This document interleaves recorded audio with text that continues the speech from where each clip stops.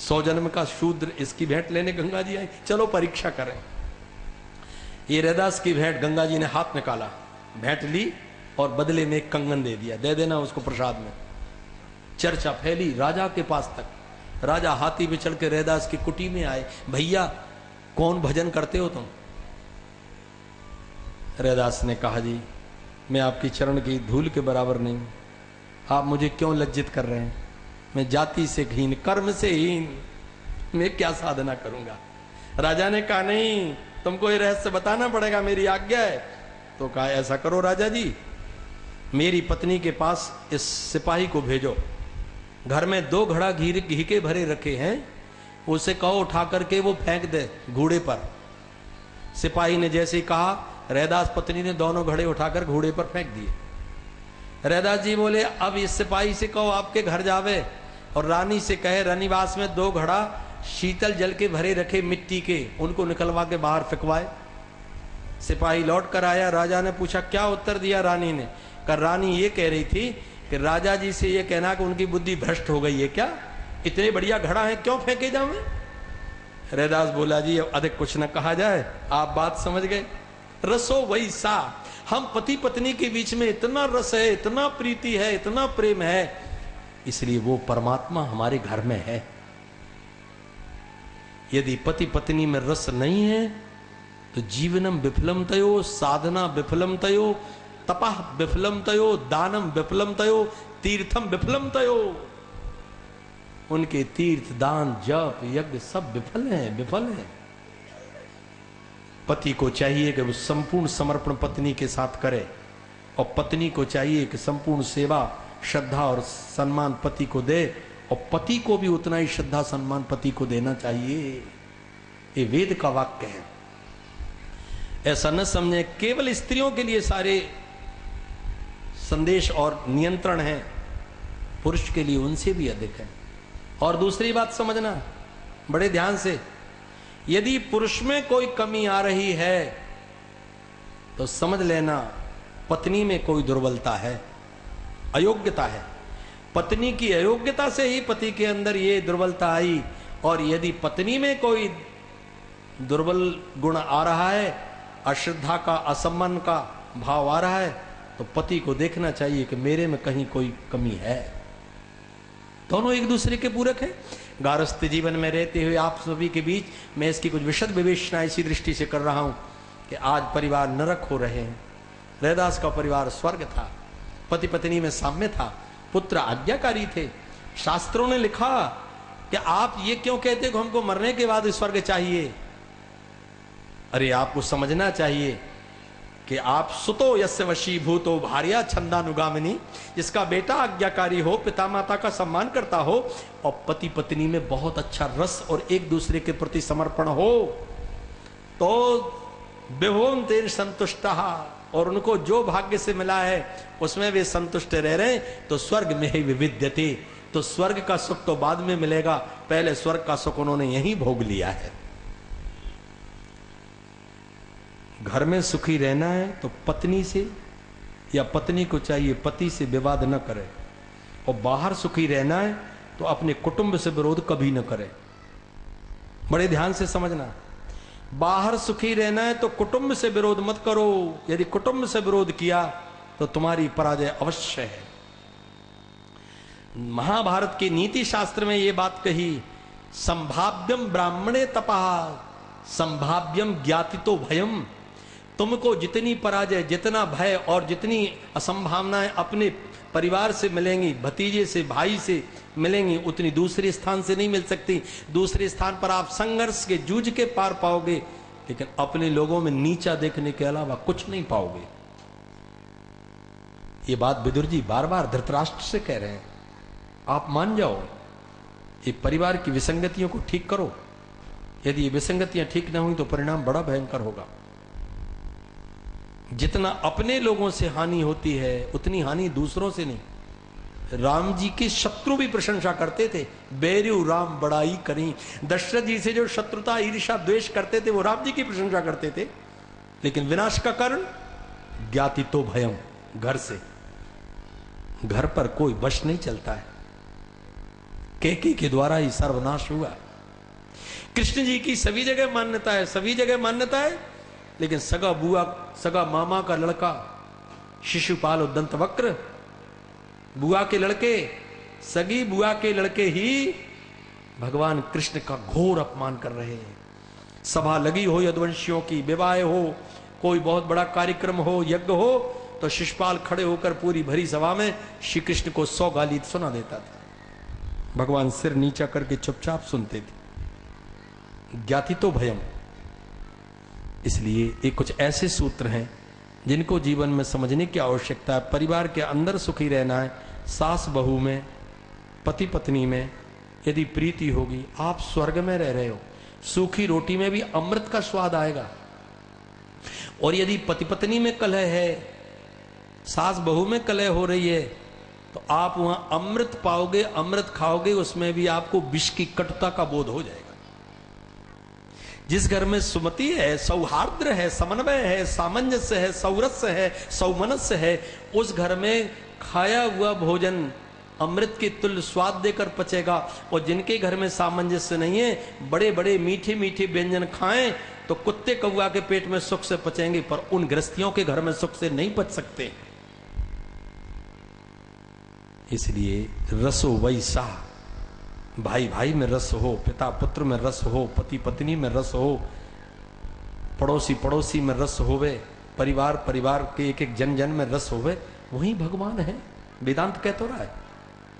और रस नहीं है तो ये नीरसता ही आपके जीवन का दुर्भाग्य है। भगवान श्री कृष्ण ने समझाया। वो स्त्रियां रोने लगी, क्या चाहती हो? कहा हम चाहती हैं आपका अंग संग मिले, एक बार हमको छू तो लो आप। भगवान के स्पर्श की लालसा कामना सामान्य नहीं है। आपके सौंदर्य को, सौरस्य को, सौमनस्य को, सौगंध को पा करके हमने अपना जीवन निछावर किया है। भगवान श्री कृष्ण का चब्बाहु प्रसार परिरम्भ कराल कोरु नीमीस्तनानव नरम नखाग्रपाते। भगवान श्री कृष्ण ने अपनी भुजा फैलाई और गोपी के कंधे पर जैसे हाथ रखा, प्रत्येक गोपी के कंधे पर भगवान ने एक साथ हाथ रखा। हर गोपी समझ रही है मैं सबसे श्रेष्ठ हूं, किसी के पास भगवान नहीं गए, मुझे स्वीकार किया। ये उनका अभिमान देखा। तासाम तद सौभग मदम वीक्षमानम च केशवा। भगवान ने कहा अभिमान हो गया, गुप्त हो गए भगवान। ग्वालनियां दौड़ी और गोपिकाएं दौड़ी। क्वचित अस्वत्थ पलक्ष न्यग्रोध नो मना। पाकड़ से, पीपल से, तू तो ब्रह्म वृक्ष है, बता भगवान कहाँ है? बड़ वृक्ष से पूछा तेरे में रुद्र का निवास है, तू बता भगवान दिखे कि नहीं दिखे? कोई नहीं बोला। नंद सुनर गतो हृत्वा प्रेम हासावलोक नहीं। चरण चिन्ह तो दिख रहे हैं, गए तो गए कहाँ? कच्ची तुलसी कल्याणी गोविंद चरण प्रिय। ओ तुलसी तुम बताओ कृष्ण निकले यहां से कि नहीं? अरे तुम काय के बताओगी? सौत हो सौत, तुम भी तो कृष्ण की पत्नी हो। सौत कभी सौत को पता बताएगी पति कहाँ है? नहीं नहीं, एक एक वृक्ष से लिपट रही हैं, पूछ रही हैं, रो रही हैं, चिल्लाती चली जा रही हैं। अंत में गोपी गीत में गाना आरंभ कर दिया। जयति तेदिकम जन्मना व्रजा श्रजित इंद्रा शस्त्र दत्त रही।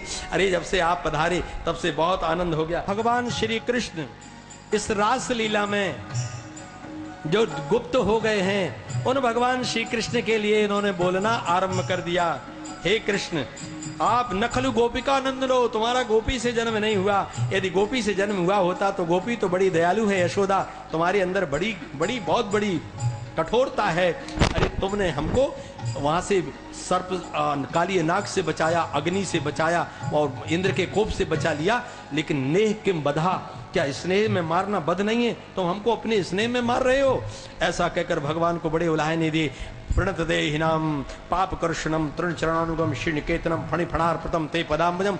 आपके चरण हमारे हृदय पर रखो ताकि हमारे अंदर से काम क्रोध लोभ मोह मत भाग जाए। रोने लगी भगवान इनका रोदन सुन करके। एक गोपी दूसरी गोपी से कहने लगी मैं ही कृष्ण हूं, मैंने पूतना को मारा है, मैंने गिरिराज गोवर्धन को उठाया। जब भी कृष्णा कारित वृत्ति में आ गई, भगवान प्रकट हो गए। सारे पर हाथ रखकर तासा मध्य द्योर द्यो, भगवान ने रासलीला का विश्राम किया। परीक्षित जी ने कहा महाराज ये लीला मुझे अच्छी नहीं लगी। क्यों? कहा महाराज ये बताओ कि ये भगवान तो धर्म की स्थापना करने के लिए आए हैं, लेकिन इन भगवान ने क्या कर दिया? प्रदीप माचरद ब्रह्मण परदाराभिमर्शनम। समझना, परीक्षित जी कितने एक पत्नी वृत्ति रहे होंगे कि श्री कृष्ण जी ने ग्वालिनियों के कंधे पर हाथ रखकर नाच किया, ये भी उनको अच्छा ना लगा। समझाया, तेजी अशाम न दोषा बनने सर भुजो यथा। कृष्ण तो सभी के अंदर बैठे हैं, चाहे स्त्री हो चाहे पुरुष हो चाहे कोई भी हो, उसके अंदर बैठे। जिसने अंदर छू लिया उसे बाहर छूने से क्या है। जो जिनकी वृत्ति में वासनाएं हैं उनके छूने का दोष लगता है, जिनकी वृत्ति में वासना नहीं उनके छूने का दोष नहीं लगता। जो रास पंचाध्याय की कथा सुनते भगवान श्री कृष्ण की भक्ति आती और संपूर्ण वासनाओं से उनकी मुक्ति हो जाती। वेद भगवान कहते हैं रोतव्यो मंतव्यो निदिध्यास्तव्यश्च। वेदों ने भी यही बात कही, सुनो, निरंतर सुनो, पर केवल सुनकर मत रह जाओ, मंतव्यो, उसका मनन करो। जो भी जीवन में सुना जाए उसका मनन होना चाहिए। और मनन करके भी छोड़ दिया तो भी बहुत लाभ नहीं हुआ। निदिध्यासितव्यस्य, उसका जीवन में प्रयोग करो, उस पर चल पड़ो।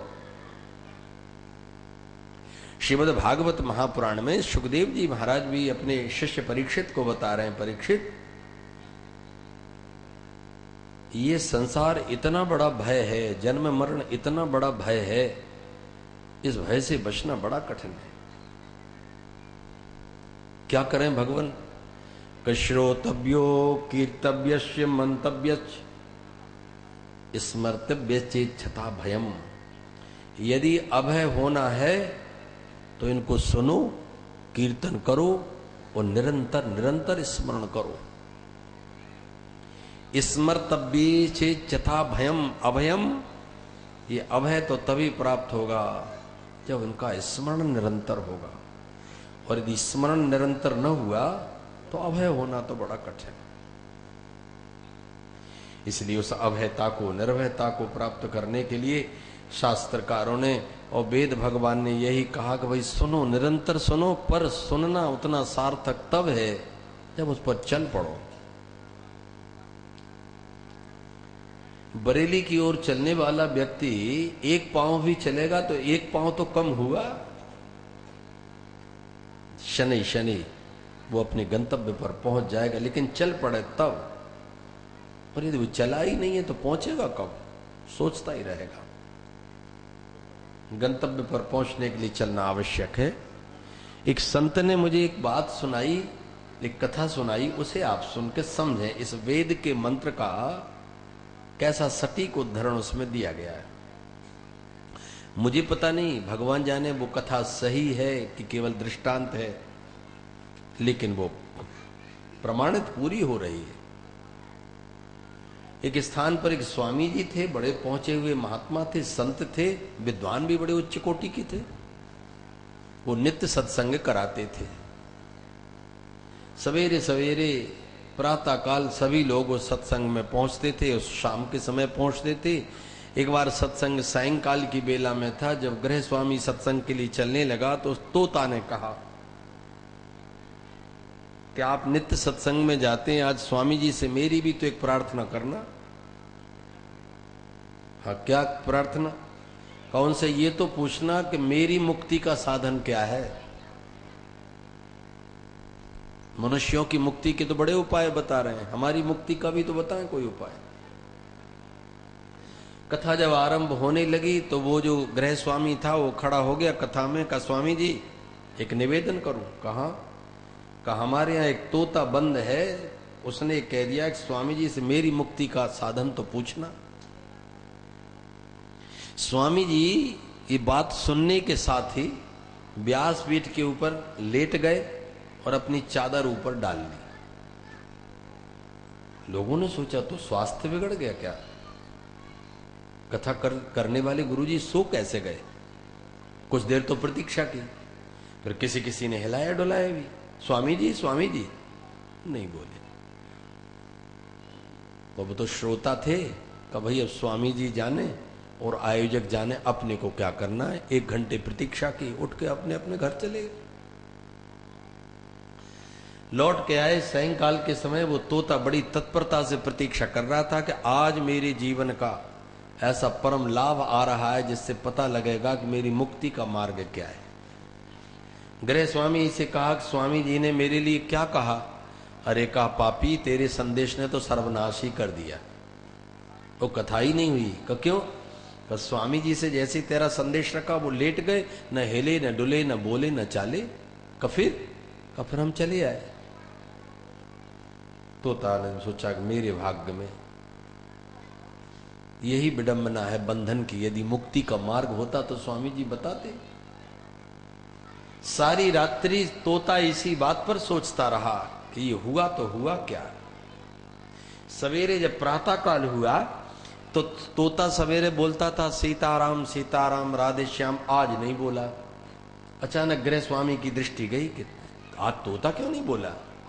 पिंजड़े के पास आए, तोता चित पड़ा था। तो उन्होंने लकड़ी डाली, हिलाया, खटखटाया, वो कुछ नहीं हिला डुला, तो मर गया। तो उन्होंने उसकी खिड़की खोली और उसका पंख पकड़ करके डाला। घर के लोगों से कहा तोता आज मर गया। लेकिन जैसे ही इतना कहना था कि तोता फुर से उड़ा और जाकर के वहां बैठ गया और उसने कहा, गृह स्वामी जी आपको तो बरसें हो गई सत्संग करते हुए। मैंने तो स्वामी जी से पूछा था कि मेरी तो इस पिंजड़े से मुक्ति का रास्ता क्या है। तो मैं रात भर सोचता रहा कि स्वामी जी लेट गए, न हिले न डुले न बोले न चाले। तो मैंने सोचा यही करके देखूं, शायद इसी से कोई लाभ हो। और वो लाभ ये हुआ कि आप मुझे वर्षों से बंद किए थे, अब आप मुझे कभी नहीं पकड़ सकते। और तोता फुर उड़ गया। चलते चलते एक बात कह गया, एक ध्यान रखना, मुझे तो कोई संदेश नहीं दिया स्वामी जी ने, केवल एक संकेत दिया था, संकेत। मेरा उद्धार तो हो गया, लेकिन आप तो नित्य संदेश श्रवण कर रहे हैं, आपके उद्धार का रास्ता बना कि नहीं बना ये सोचते रहना। जैसे पिंजड़े में पड़ा हुआ वो तोता मुक्त आकाश में उड़ने की चेष्टा निरंतर करता था, पर करे क्या, वो बंधनाबद्ध था। ऐसे ही जीव भी संसार रूपी पिंजड़े में बंधनाबद्ध है। उसकी मुक्ति का मार्ग शास्त्रों में है। श्रीमद् भागवत मोक्ष संहिता है, परमहंस संहिता है। परमहंस ही मुक्ति के मार्ग का वो अंतिम पड़ाव है, परमहंस अवस्था का। तो जीवन में हम जितना श्रवण करें वो पूरा नहीं, तो तोता की तरह एकाध ही बात यदि हमारे जीवन में उतर जाए तो नितांत कल्याणकारी होगी। इसलिए इन कथाओं के श्रवण करने का, पढ़ने का, सत्संग का ये सबसे बड़ा एक निर्देश है कि उसके सुनकर के छोड़ न दिया जाए, उसे सुनकर मनन किया जाए और उस पर चलने के लिए उपक्रम किया जाए। गाय वन में चरती रहती है और वहां से जब चलती है चरते चरते तो फिर आकर के बैठकर वो पूरा पागुर करती है, रौंत करती रहती है। उसको चबा चबा कर तब उसका रस और उससे बढ़िया अमृत की तरह दूध निकलता है। ऐसे ही जो सुना गया जीवन में उसको समझने के लिए बार बार उसको कि ये अंततो गत्वा सत्य कहां तक है, तथ्य कहां तक है, तो फिर करना क्या चाहिए, तो चल देना पड़ चाहिए, तो चल देना पड़।